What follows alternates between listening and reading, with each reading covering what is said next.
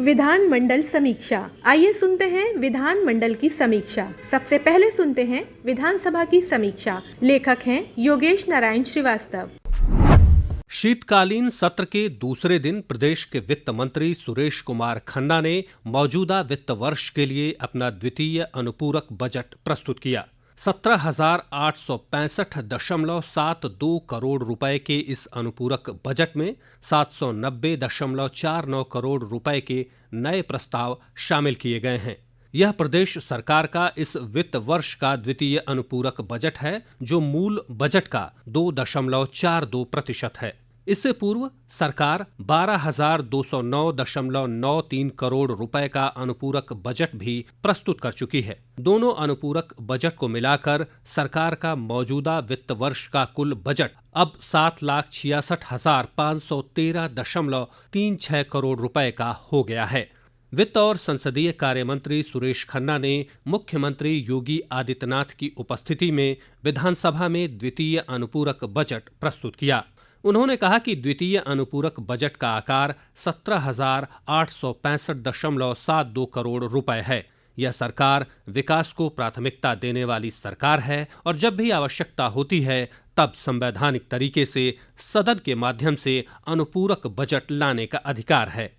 अनुपूरक बजट में 790.49 करोड़ रुपए के नए प्रस्ताव सम्मिलित किए गए हैं। साथ ही इसमें केंद्रीय योजनाओं में 422.56 करोड़ रुपए के केंद्रांश की राशि भी अनुमानित है। इसके अतिरिक्त कंटिंजेंसी से जो 30 करोड़ 48 लाख रुपए का पैसा लिया गया था, उसकी भी प्रतिपूर्ति का प्रस्ताव इसमें शामिल है। अनुपूरक बजट एक ऐसा वित्तीय दस्तावेज है जिसे सरकार किसी वित्त वर्ष के दौरान तब प्रस्तुत करती है जब उसे अपने पहले से स्वीकृत बजट में अतिरिक्त खर्च की आवश्यकता होती है। यह बजट उन खर्चों को कवर करने के लिए प्रस्तुत किया जाता है जिनको अनुमानित बजट में शामिल नहीं किया गया था या जो नई परिस्थितियों के कारण आवश्यक हो गए हैं। यह बजट वित्त वर्ष के बीच में किसी विभाग या मंत्रालय की किसी योजना में अतिरिक्त राशि खर्च करने के लिए लाया जाता है। यह खर्च के अनुमान के साथ पेश किया जाता है। इससे पूर्व नेता सदन योगी आदित्यनाथ ने शिक्षा के क्षेत्र में सरकार द्वारा किए गए कार्यों को रखा। मुख्यमंत्री ने शिक्षा विभाग में सरकार की उपलब्धियों का जिक्र किया। उन्होंने कहा कि हमारी सरकार ने 1.60 लाख से अधिक भर्तियां शिक्षा विभाग में की हैं। नेता सदन ने कहा कि समग्र शिक्षा, बेसिक, माध्यमिक, उच्च, तकनीकी, व्यावसायिक, चिकित्सा शिक्षा को लेकर नया चयन बोर्ड उत्तर प्रदेश शिक्षा सेवा चयन आयोग बनकर तैयार है। वह विभिन्न विभागों से अधियाचन मंगाकर नियुक्ति की प्रक्रिया को आगे बढ़ा रहा है। सरकार ने अकेले शिक्षा विभाग में ही 1.60 लाख से अधिक भर्तियां की हैं।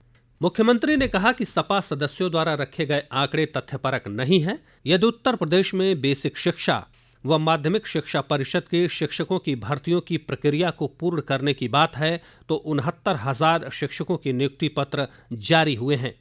वे सभी 4 वर्षों से स्कूलों में पढ़ा भी रहे हैं। उससे पहले 68,500 शिक्षकों की भर्ती प्रक्रिया को संपन्न किया गया। मुख्यमंत्री ने कहा कि पिछली सरकारों ने शिक्षा की गुणवत्ता के साथ खिलवाड़ किया था। आज ही सपा सदस्य ओम प्रकाश सिंह, नफीस मलिक, आरके सिंह, कमाल अख्तर, कांग्रेस की आराधना मिश्रा मोना ने सरकार द्वारा बिजली को निजी हाथों में दिए जाने का मामला उठाया। इन सदस्यों ने कहा कि बिजली के निजीकरण से जहां विभाग के हजारों कर्मचारी सड़क पर आ जाएंगे, वहीं बिजली की दरें भी बढ़ जाएंगी। कांग्रेस की सदस्य आराधना मिश्रा मोना ने इस मुद्दे पर सरकार से श्वेत पत्र लाए जाने की मांग की। सपा कांग्रेस सदस्यों के जवाब में ऊर्जा मंत्री ए.के. शर्मा ने कहा कि इस मुद्दे पर विपक्षी सदस्यों की शंकाएं निर्मूल हैं। इस बारे में सरकार जो भी निर्णय लेगी उसमें आम जनता के साथ काम कर रहे कर्मियों का भी ध्यान रखा जाएगा। किसी नियमित या संविदा कर्मचारी को निकाला नहीं जाएगा। उन्होंने कहा कि बिजली बेहतर करने की गुंजाइश के लिए नए रास्ते खोजे जा रहे हैं। उन्होंने कहा कि पीपीपी मॉडल को एक बारगी नकार देना ठीक नहीं है। ऊर्जा मंत्री ए.के. शर्मा के जवाब से असंतुष्ट होकर पहले सपा फिर कांग्रेस के सदस्यों ने सदन से वॉकआउट किया। ये थी विधानसभा की समीक्षा। अब सुनते हैं विधान परिषद की समीक्षा। लेखक हैं मुकुल मिश्रा। विधान परिषद में आज शिक्षा, औद्योगिक प्राधिकरण में स्थानांतरण समेत कई मुद्दे छाए रहे।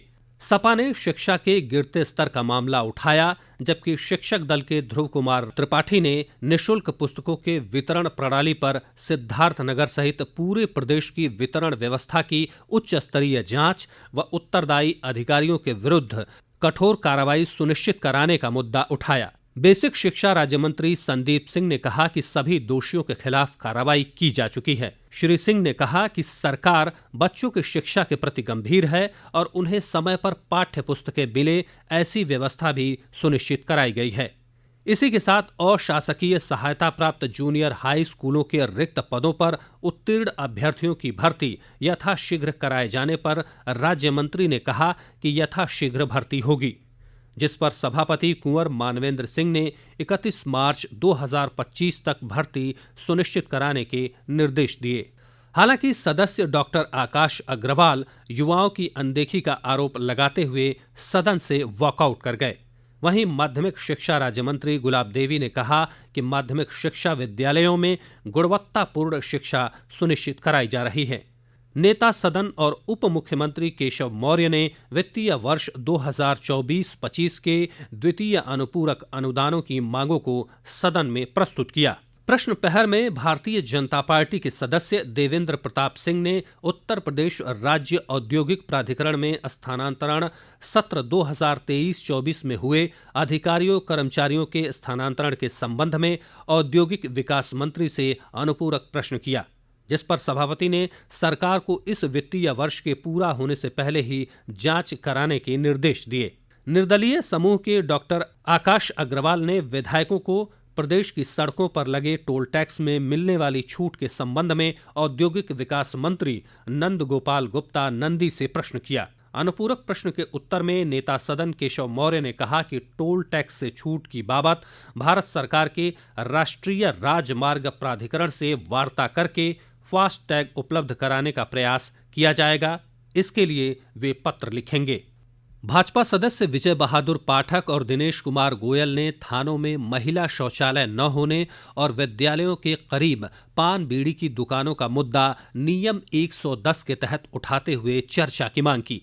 शून्य प्रहर में समाजवादी पार्टी के लाल बिहारी यादव, राजेंद्र चौधरी, डॉक्टर मान सिंह यादव, मुकुल यादव, आशुतोष सिन्हा, मोहम्मद जासमीर अंसारी, बलराम यादव और किरण पाल कश्यप ने उत्तर प्रदेश में शिक्षा के गिरते स्तर का मामला कार्य स्थगन के रूप में उठाया।